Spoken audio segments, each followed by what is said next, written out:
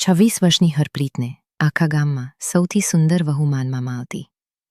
ગોરો ચમકતો રંગ, તીક્ષ્ણ નયન નક્ષત્ર અને ભરાવદાર આકર્ષક શરીર, જેના પર સાદું સૂતી સૂટ પણ એવું ફિટ બેસતું કે જોનારની નજર એકવાર અટકી જ જાય. વિવાહને હજુ માત્ર 2 વર્ષ જ થયા હતા, પરંતુ જીવનના રંગ કંઈક અલગ જ વળાંક લઈ ચૂક્યા હતા. તેના પતિ જગસીર ગામથી લગભગ 150 કિલોમીટર દૂર શહેરમાં મોટી કપડાની દુકાન પર મેનેજર તરીકે કામ કરતા હતા. કામની વ્યસ્તતા અને માલિકની સખ્તાઈને કારણે તેઓ મહિને 1.5 મહિને 1-2 દિવસ માટે જ ઘર આવી શકતા.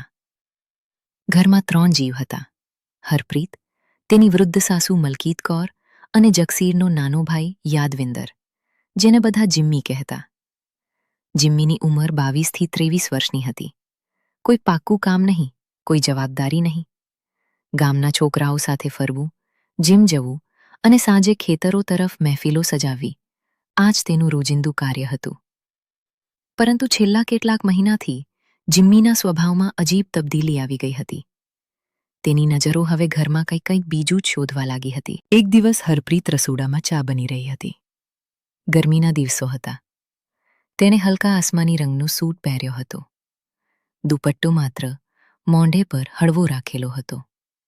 દૂધ ઉકળી રહ્યું હતું. ત્યાં અચાનક પાછળથી બિના અવાજે જિમ્મી રસોડાના બમ્મી રસોડાના બારણે આવીને ઊભો રહી ગયો. તેને માત્ર એક રગ પહેરી હતી. તેની ચોડી છાતી પર પરસેવાની બૂંદો ચમકી રહી હતી. "ભાભી, ચા બની ગઈ?" તેના અવાજમાં અજીબ ભારીપણું હતું. હરપ્રીતે પાછળ જોયું. જિમ્મીની આંખો ચાના પતીલે પર નહીં, પરંતુ તેના ગળા અને શરીર પર અટકી ગઈ હતી. હરપ્રીતે ઝડપથી દુપટ્ટો સીધો કર્યો અને સહજ બનવાનો પ્રયાસ કરતા બોલી, "હા જિમ્મી, બસ 2 મિનિટ. તું હાથ મોં ધોઈ લે, હું કમરામાં જ આપી દઈશ." પણ જિમ્મીએ કહ્યું, "ના, હું અહીં જ પીશ." અને તે સ્લેબનો સહારો લઈ હરપ્રીતની એકદમ નજીક આવીને ઊભો રહી ગયો. એટલું નજીક કે હરપ્રીતને તેના શરીરની ગરમી સ્પષ્ટ અનુભવાઈ રહી હતી. ચા કપમાં પોરસતી વખતે હરપ્રીતે જાણી જોઈને પોતાને થોડું પાછું ખેંચ્યું. જ્યારે તેણે કપ આગળ વધાર્યો, ત્યારે જિમ્મીએ જાણી જોઈને તેની આંગળીઓ હરપ્રીતની આંગળીઓ પર મજબૂતીથી દબાવી દીધી. હરપ્રીતના શરીરમાં એક વીજળી જેવો ઝટકો લાગ્યો. તેણે ઝડપથી હાથ પાછો ખેંચી લીધો. આ પહેલીવાર નહોતી. છેલ્લા કેટલાક દિવસોથી જિમ્મીની આવી હરકતો વધી ગઈ હતી. હરપ્રીત સમજતી હતી, પરંતુ પરિવારની ઇજ્જત અને રિશ્તાને કારણે કંઈ કહી શકતી નહોતી. દુપહરે સાસુ ગોઠણના દુખાવાથી કૂલર આગળ ઊંઘી ગઈ. હરપ્રીતે બધું કામ પતાવીને નહાવા ગઈ. નહાઈને તેણે હલકી નાઇટી પહેરી અને વાળ સૂકાવવા લાગી. ત્યાં જ કમરાના બારણે હળવી ટકોર પડી. હરપ્રીતે ગભરાઈને દુપટ્ટો લીધો અને બારણું ખોલ્યું. સામે જિમ્મી ઊભો હતો. તેની આંખોમાં અલગ જ ચમક હતી.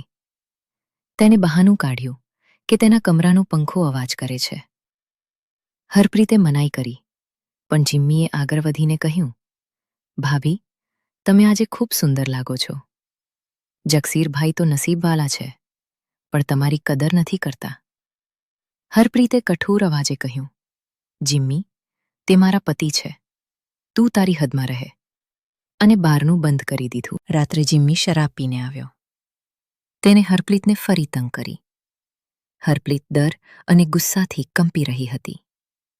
તેના મનમાં જંગ ચાલતી હતી.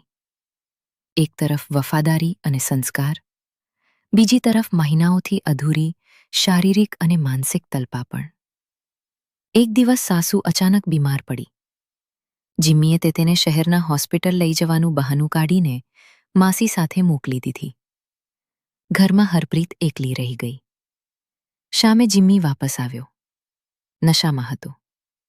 તેને હરપ્રીતને પકડવાની કોશિશ કરી. હરપ્રીતે ખૂબ વિરોધ કર્યો, ધમકી આપી, પણ જિમ્મી ન માન્યો. તેની આંખોમાં ભૂખ હતી. ઘર ખાલી હતું. બહાર વરસાદ પડી રહ્યો હતો. હરપ્રીતના મનમાં તીવ્ર સંઘર્ષ ચાલતો હતો. તેના શરીરમાં લાંબા સમયથી દબાયેલી પ્યાસ જાગી હતી, પરંતુ તેની અંતરાત્મા તેને રોકી રહી હતી. તેને જિમ્મીને ધક્કો મારીને પોતાના કમરામાં બંધ કરી દીધું અને રડી પડી.